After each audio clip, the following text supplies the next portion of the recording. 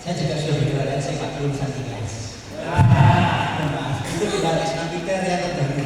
Jadi kalau sudah ngalami di IKS, urutan yang paling yang menurut kami yang agak berat sebelum di NK, ya itu Masya Allah nggak bisa cerita lah. Itu sehingga kita mengalami berat SC, lulusan IKS. Saya lanjut ya, dengan kebetulan ya Masya Allah saya kok bisa sih terkapar atau bisa memiliki pemahaman radikal atau menjadi seorang teroris gitu ya. Tidak lebih dari yang saya alami adalah dai-dai seperti dengan kaki saya. Pada saat itu saya anak muda perkapalan, mohon maaf, Habibie masih ingat. Saya anak muda pada waktu itu selalu prestasi. Kemudian saya di perkapalan mulai belajar mengenal Islam lebih dekat, lebih kuat dan lebih lebih hijrahnya gedung. Tapi qadarullah yang mendekati saya itu dai-dai yang pahamnya jamaah Islamiyah dan ada di perkapalan itu. Dan saya awalnya tidak apa yang saya alami ini yang mungkin harus dengan kuasai, bukan untuk mengajarkan radikal ya, tapi pendekatan persuasif sehingga makmum santri atau masyarakat yang dengan dakwah itu bisa mengalami kenyamanan. Karena saya nyaman dengan dai ini, sehingga saya kayak loyal banget.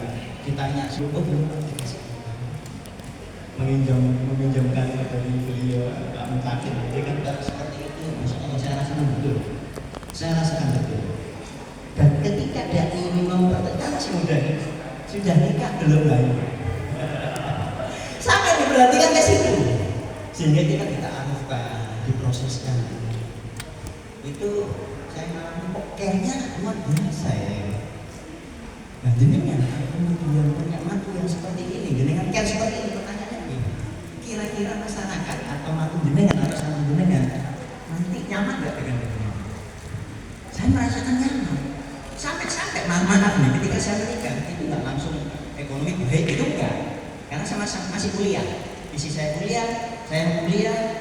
Nah, saya memutuskan saya nggak lanjut kuliah lah, isi saya aja sampai lulus. Alhamdulillah di UNER kimia lulus, tapi saya enggak, meskipun saya di perkapalan saya enggak lulus, tapi istri lulus. Itu apa yang mereka kerjakan tidak ini? Mereka ngajak istrinya juga kenalan dengan istri saya, kemudian masuk dan bahasa kata majukan itu botean, masuk ke dapurnya nyari beras, sehingga akhirnya kita berdua itu nyaman, nggak punya beras dikirim beliau, nggak punya berapa dikirim berapa. Pendekatan yang seperti ini membuat kita akhirnya loyalnya tinggi, sehingga akhirnya apa? Diminta tolong jelas. Dan kasus utama saya di 2004, saya masuk di 2004 itu adalah menyembunyikan pelaku kerusuhan Poso. Pada waktu itu, tahun itu dengan masih mengalami usia seperti saya, pasti heboh yang namanya kasus Poso. Sebelumnya Ambon, situ Poso. Itu dengan loyalnya saya, nyimpen lah pelaku ini. Kok bisa ya? Awalnya persuasif, pendekatan sosial, ekonomi yang baik, sehingga saya merasa kok dakwahnya enak gitu. Padahal di titik tertentu ternyata paham radikalnya masuk, karena saya udah merasa nyaman, ya udah saya telan aja.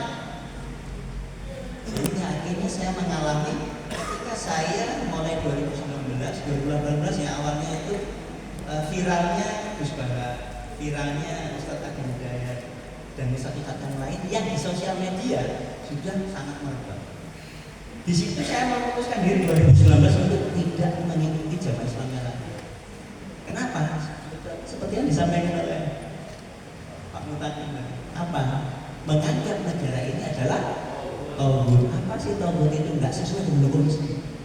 Padahal ternyata dari sejarah beliau bisa menjelaskan founder negara ini itu lama.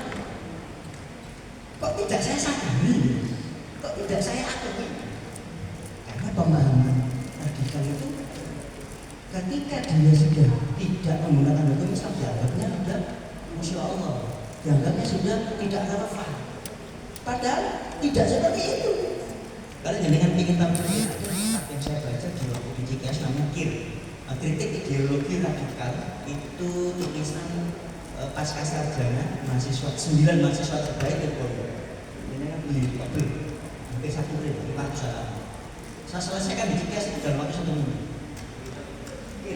Kritik ideologi radikal itu jenengan harus miliki.